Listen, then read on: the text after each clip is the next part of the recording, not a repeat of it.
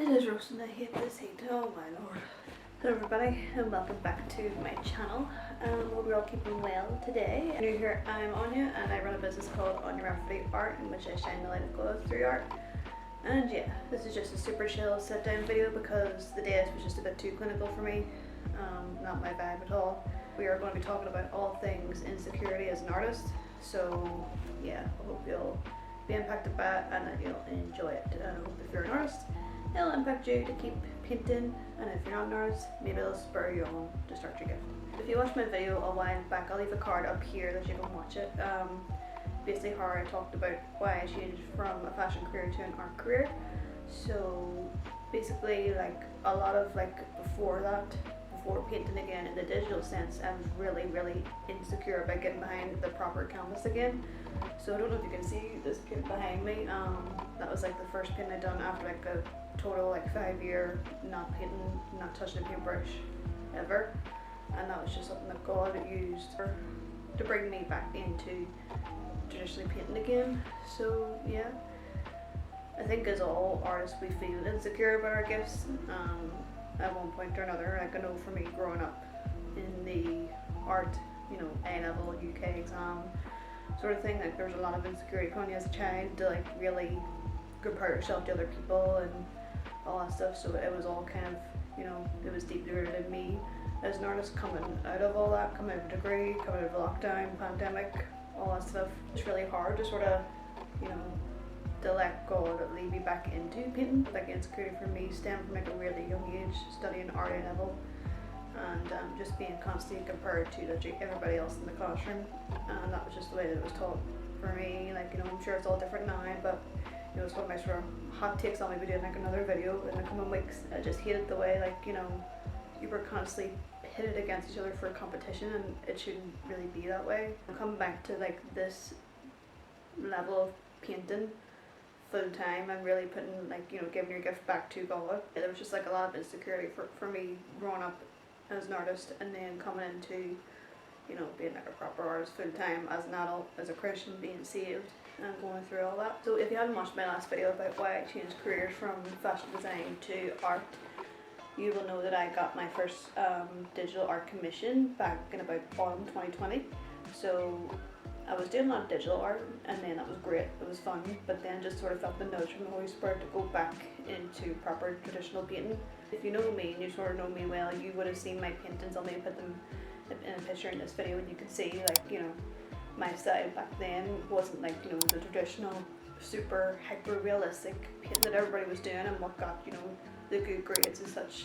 And my painting always had a bit of an edge to it, so I was sort of insecure about bringing that style back onto the canvas. It was quite interesting how I actually started that big landscape painting. If you don't know, a cliff walk in Bundoran in County Donegal in Ireland. And it's one of my favourite walks of all time to go on. If you're not from Ireland, you should totally visit it. It's so good, just the views and everything, just watching God's creation, the waves come up on the cliffs and just going up that high cliff and just seeing the whole town just before you. It's absolutely amazing. I can't recommend it enough. I took a picture one day when I was down. It was after sort of the lockdown, where we're sort of getting out of Dodge type thing to get out of the house, because we've been stuck at home for about a good year or so at this stage. Photograph of it, and then I kept it on the phone for just I like to just, as a creative, you take photographs and you leave them on your phone for inspiration if you see something. And if you're creative, you know what I'm talking about. Basically, I bought a canvas, and God was just you're getting back behind the canvas, and I said, right, okay. So if God tells you to do something, this is just your sign to be obedient to Him. As tough as it is, it will pay off in the end. So this painting, I'll put up on the screen here. It took me about a good month to do it, and coming back to really doing a bare painting, a big one from nothing, was that was hard. And it was actually quite interesting. When I actually started this painting, I was super sick that day. I had proper swollen glands. It was horrible. So mentally I just wasn't doing that well at that time.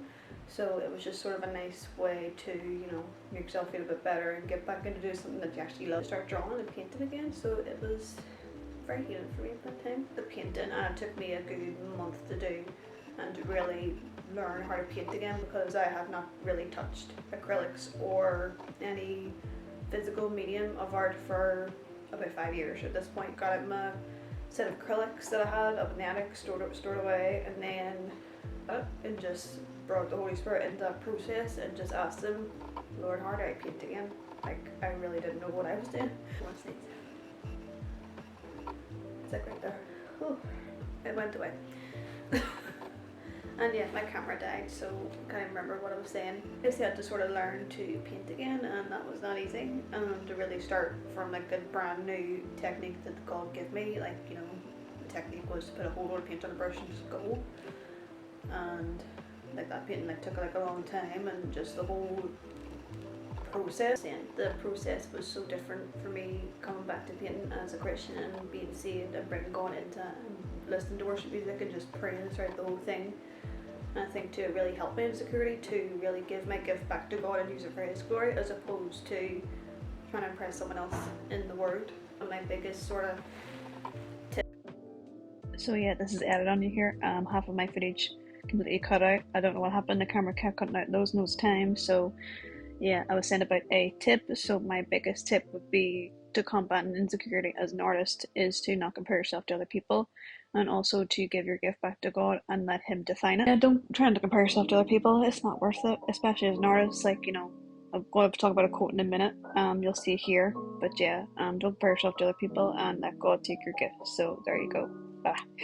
Someone could be on like their chapter 100 and you're in your chapter 1. So don't compare yourself to any artist. Like, you know, comparison is the thief of joy. And I think too, like, you know, with me starting out, like, I constantly compare myself to, like, you know, the bigger artists on like YouTube and Instagram, and you know, everybody has to start somewhere, and it's going to take time to find your own style. Is what you want to do. Please don't compare yourself to other people. It is not worth it. It is not worth the mental stress. It's worth taking your time to worry at all. So please don't compare yourself to other people. We're all in the same boat here. Do you know what I mean? If you're a Christian artist, we're on the same boat. We're on the same goal. So stop comparing yourself. It's not a competition. Work together, for goodness sake. I hope this video was helpful. I hope you enjoyed it. Be sure to give me a wee like and turn on the notification bell to get notified when I upload any new videos, and be sure to subscribe to my channel for more videos, and I will see you in the next one. Bye. Let's just hope that recorded.